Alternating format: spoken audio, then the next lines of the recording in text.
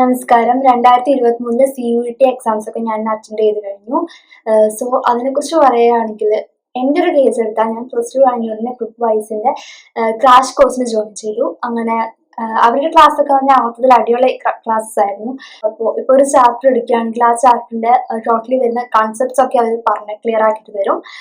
അതിനുശേഷം അതിൻ്റെ തന്നെ ആ ഒരു ചാപ്റ്ററിൽ തന്നെ കൺസെപ്റ്റ്സ് ഒക്കെ പഠിച്ചു കഴിഞ്ഞ ഒരു കുട്ടിക്ക് ഇപ്പോൾ പ്രോബ്ലം സോൾവിങ് സെഷൻ എന്നിട്ട് വേറൊരു ക്ലാസ് ഉണ്ടായിരുന്നു. അപ്പോൾ നമ്മൾ ആദ്യം കൺസെപ്റ്റ്സ് ഒക്കെ പഠിച്ചു കഴിഞ്ഞാൽ നമുക്ക് പ്രോബ്ലം സോൾവിങ് സെഷനിലേക്ക് പോകായിരുന്നു. അപ്പോൾ തന്നെ നമുക്കിപ്പോൾ കൺസെപ്റ്റും ക്ലിയർ ആയി, പ്രോബ്ലംസ് എങ്ങനെ ചെയ്യും മൊത്തത്തിലൊരു ഐഡിയ കിട്ടിയിട്ടുണ്ടായിരുന്നു. അപ്പോൾ പിന്നെ പ്രിപ്വൈസിന് മെയിൻ ആയിട്ടുള്ള ഒരു കാര്യം തന്നെ മെൻറ്റേഴ്സ് ആണ്. മെൻറ്റേഴ്സ് എന്ത് ചെയ്യുന്നത് വെച്ചാൽ ആഴ്ചക്കാഴ്ചക്ക് അവർ നമ്മൾ കോൾ ചെയ്യും. അപ്പോൾ നമ്മൾ ചിലപ്പം പഠിക്കാനൊന്നും മൂടില്ലാതിരിക്കുന്ന സമയത്തൊക്കെ ആണെങ്കിൽ മെൻറ്റേഴ്സ് വിളിക്കുമ്പോൾ പഠിക്കണം, ഓക്കെ എക്സാമാണ്, ഇത്ര ദിവസം കൂടി ഉള്ളൂ എക്സാംസിന്. അപ്പോൾ അവരുടെ മോട്ടിവേഷൻ എന്ന് പറയുമ്പോൾ ഭയങ്കര അടിപൊളിയായിരുന്നു. കാരണം അവരിങ്ങനെ നമ്മുടെ ഭയങ്കര അറിയുന്ന ഒരാളെ പോലെ സംസാരിക്കുക. അപ്പം നമുക്ക് അപ്പോൾ പഠിക്കണം, പെട്ടെന്ന് പഠിക്കാന്നൊക്കെ തോന്നിയിട്ട് അപ്പം നമുക്ക് മൊത്തത്തിലൊന്ന് പഠിക്കാനൊരു എനർജി കയറും.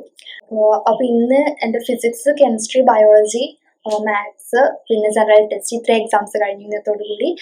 അപ്പോൾ എനിക്ക് എക്സാംസ് ഒക്കെ നന്നായിട്ട് എഴുതാൻ പറ്റിയെന്നുള്ളൊരു വിശ്വാസമുണ്ട്. വിചാരിച്ച യൂണിവേഴ്സിറ്റീസിൽ തന്നെ അഡ്മിഷൻ കിട്ടുമെന്ന് പ്രതീക്ഷിക്കുന്നു. അപ്പോൾ എനിക്ക് ശരിക്കും ഈ എക്സാം സിമ്പിൾ ആക്കിയിട്ടുന്ന പ്രിപ്വൈസിനും അതിന് പിറകെ പ്രവർത്തിച്ച എല്ലാ ടീച്ചേഴ്സിനും എല്ലാവർക്കും എൻ്റെ ഹൃദയം നിറഞ്ഞ് നന്ദി അറിയിക്കുന്നു. Thank you.